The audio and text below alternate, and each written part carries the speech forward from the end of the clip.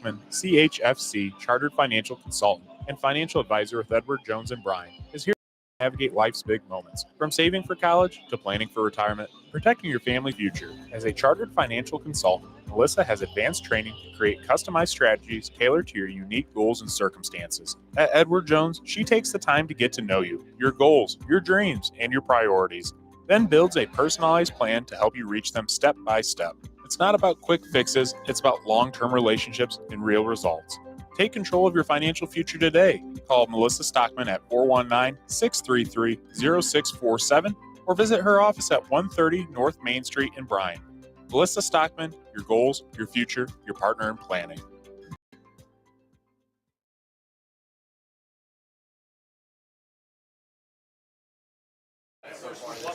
We're live from Clymer Stadium, the home of the 2003 state champion Columbus Grove Bulldogs as they play host to the Bluffton Pirates right here on NWO Sports. In tonight's contest, the 6-3 Bulldogs come in with a perfect conference record of 6-0 and will try to hold the 8-1 Pirates 5-1 in conference to win the Northwest Conference title outright. Bluffton's Tate Gieske has been an all-world performer this year as a junior QB. He has thrown for 2,036 yards and 495 yards of ground. It's led to 35 total touchdowns. Head coach Jeff Richards has surrounded his quarterback with big play weapons all over the field as 8 different players have a 50 yards plus play on the year. Bluffton is a threat to score from anywhere on the field for head coach Andy Schaefer. The year started out as the Bulldogs a little loud.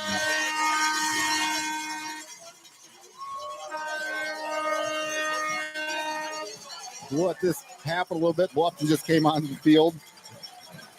Now, for head coach Andy Schaefer this year, started out rough as the Bulldogs fell to 0-3, but have since rattled off 6 consecutive wins and put themselves back in the playoffs to make another run at the state championship.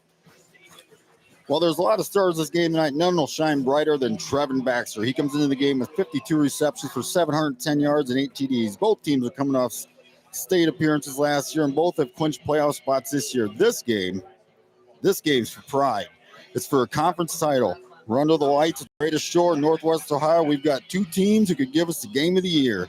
This is NWO Sports. I'm Matthew J. I've got the best seat in the house, and I'm joined by the best color man on radio, the man we all know and love, Coach Tony Creeley. What a game we got in store, Coach. Are you ready for some fireworks tonight? Hey, I've been waiting all week for Friday night.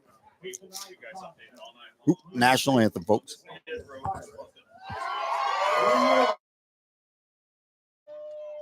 Hold on.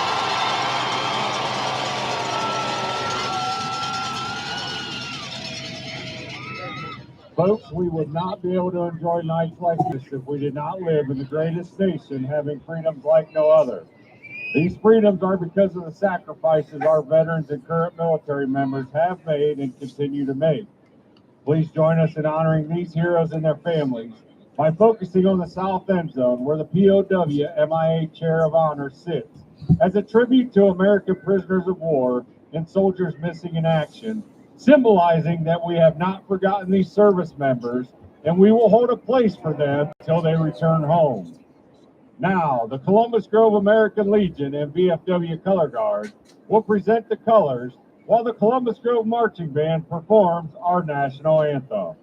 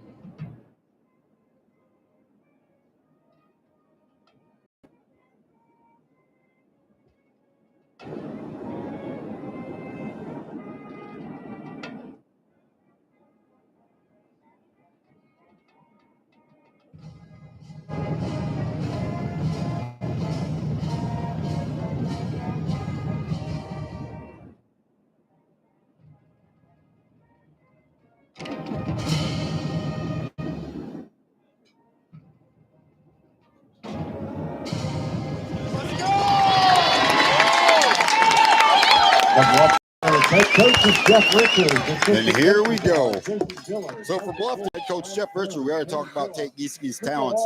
They got a lot of receivers who can make some big plays. Literally anywhere on the field this team can score. When you add in the running back, Parker Lavelle, 563 yards, 10 TDs. This offense is clicking. Coach, what do you expect to see out of Bluffton tonight? What's going to allow them to stop the 7-game losing streak by Grove in this matchup and give them a shot at a share of a conference title? Yeah, to give them a shot, Gieske must be at his best. He has to extend plays with his arm and legs and allow his tempo to control the clock. If Bluffton can be efficient with moving the ball and keep that Columbus Grove high-powered offense off the field, it will limit possessions, but they have to be able to score. That's something that you can move the ball, but you got to make sure you are finishing drives. All right, now on the other side for Columbus Grove, they started out 0-3 this year. First 3 games, they're averaging 15 points, giving up 30. Since conference play started, they're averaging 41, giving up 5.3. We talked about Bluffton's offense. Now, Coach, tonight it feels like we got the immovable object with Columbus Grove's defense against the irresistible force of the Pirates' offense. How are they going to slow down that offense? Hey, on the other hand, if you're the Columbus Grove defense, you have to create negative plays in bunches, and then you also have to limit their explosives. You mentioned earlier the averages and the season-long touchdowns by Bluffton, and they can move in space. They have proved that, and it's up to the back end of this Grove defense, led by Trevin Baxter, and it probably won't hurt to force a few turnovers as well. Yeah, now, last year, both teams came in this 9-0 record. Game seemed like it was going to be the game of the century, and after it was all said and done, Grove won 42-0. Talking to some of the people in the Bluffton area, they think that Grove just has Bluffton's number since they planted that flag there back in 2017. Big mistake, lost every game since. So how can they avoid another result like last year? I think Coach Richard said it best when I asked, what's the message to the team? And he said, to play your game, do what we do best. This is a new team, a new year with new achievements, and they've fought for that for the past 9 weeks. And so last year should be out the window by now. We should not be thinking about that at this point. All right, Coach. So going to this game, what's your 3 keys for each team? How are they going to win this game? Number 1, for Columbus Grove, defend the crown. You've owned the Northwest Conference. You've beaten teams at home consistently. You've lost your first game this year in many, many games, so keep that rolling. Number 2, avoid the long down. Stay ahead of the chains and avoid getting behind schedule. And number 3, force them to make the mistake. They don't make many, but if you can capitalize on one, it turns into a game. And if for Bluffton, number 1, stay in character. Limit your turnovers. Make stops and avoid the big mistake like you have all year. Number 2, do you know where number 9 is? To stop Grove, it's stopping him. And number 3, keep the heat on. You want to stress both sides with pressure, keep progressing. All right, well, we're ready. Bluffton stands are packed. These fans got here early. They are ready. Grove, they're all showing up along the fence, in the stands. We got Bluffton in the white tonight with the red helmets, and then we got Grove in all gray and grayish black with silver helmets. Similar to Ohio State. Yep. Kind of looks like Ohio State versus Indiana out there. But big-time rivalry. This is an electric atmosphere tonight. Yes, it is. So here we go. The kick is off. It's a low liner. Picked up 30-yard line, trying to go left. Drugged down by number 20. Yep. Couldn't see who that was. Dylan Painter on the tackle. Didn't get the number of the returner. Good field position already for Columbus Grove, getting nice set up here at about the 37 here, and I'm looking for them to go out and already try to make an explosive here. Yeah, wasn't the best kickoff, just a low liner. Because when you look at this Columbus Grove offense, they have 2 Baxter boys that will make explosive. They have a running back, McClure, that will definitely make plays in the backfield, and then they also then have another Barraza then to make even more plays. Yep, so here we go. Best takes snap, handoff, running left, drug down. Ball carrier was Brody McClure, but he was drugged down right away. So Columbus Grove using some motioning here to try to get the Bluffton defense off balance already. Tried to run a little counter there, picked up a couple yards, but that's something to watch is how that motion and shifting Grove does, how that's going to affect the Bluffton defense. Yep, so we got 2nd down and 7, ball on the 40. Grove on offense going right to left if you're listening on Network Sports. So here we go. We got 2 receivers up top. Man in motion. Handoff, running right. Go around the right side. Trying to get to the sidelines. Pushed out about the 46-yard line. Good jet sweep there by Trevin Baxter there. Yep. He's their playmaker. They're wanting to get him the ball as much as possible. Get him the ball in space with things like post routes and verts, which we saw against LCC last week. And then as well, then get him on the jet sweep, get him in space, and see if he can make a play. And right there, picking up 7 and a close 3rd and 1 coming up. Yep, Baxter he's already set the single season record for receiving. So it's 3rd and 1 from the 46. Motion. We got some movement. Somebody jumped, somebody moved. Got a flag on the play. Encroachment against Bluffton. That's tough already on 3rd down to give up a penalty here. In a game of this magnitude, every little penalty, it's going to matter. But I'll give credit to quarterback Landon Best.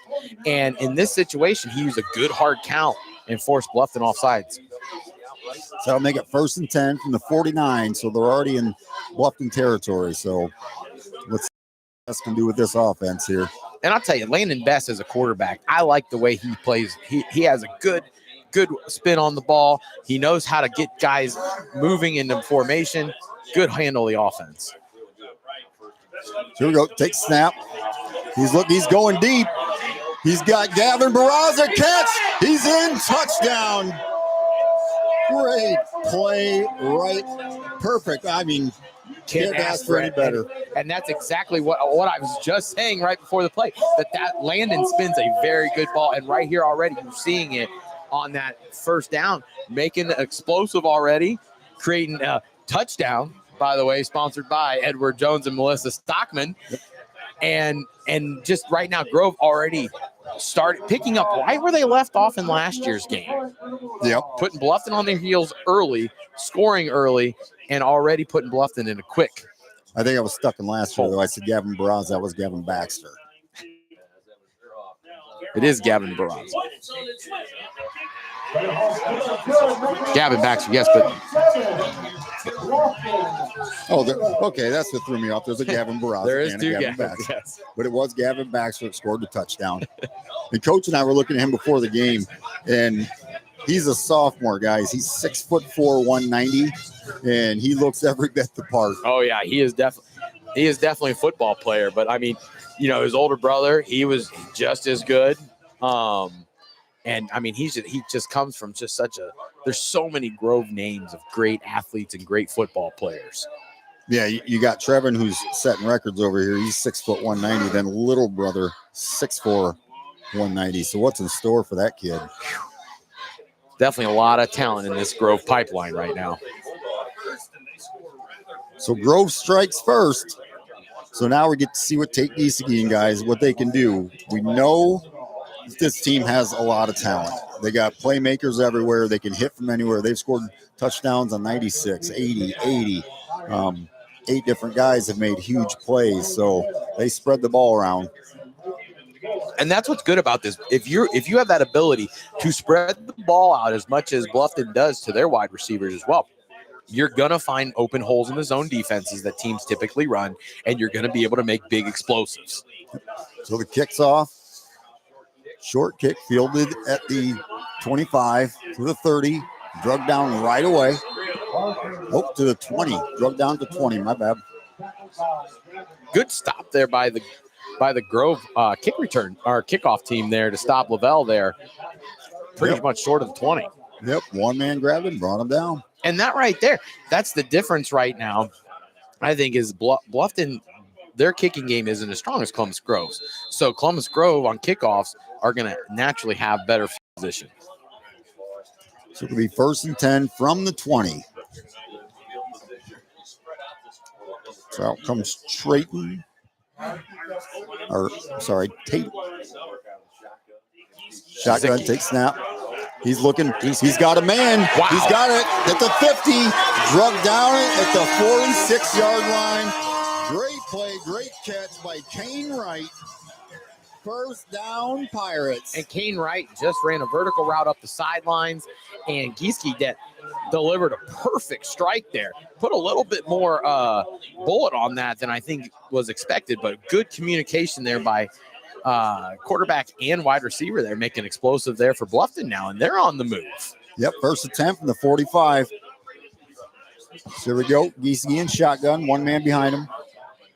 He's got two receivers down low, one up high. Little pistol here. I can see them running a counter quarterback lead here. Handoff going up the middle. Decent gain, got about 4 on the play, brought down. Nice little counter action there, like I said, pulling the guard through. And that's something that Bluffton's going to have to do if they want to, again, keep that Grove defense out there and wear them down. Yep, it's going to make it 3rd and 6 from the 41-yard line. Because if Bluffton is able to run the football and pick up 4 or 5 yards of play, that's going to keep Columbus Grove's defense out there. They have a lot of guys going both ways. Yep, 2 receivers on both sides.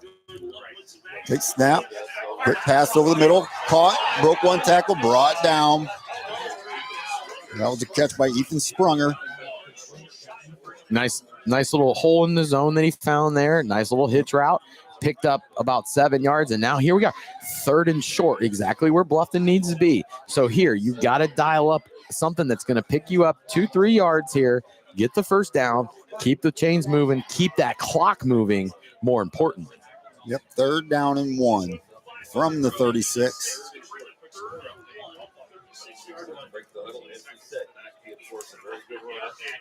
So here we go, trips for Bluffton. So we got Gieske shotgun, nobody back there with him.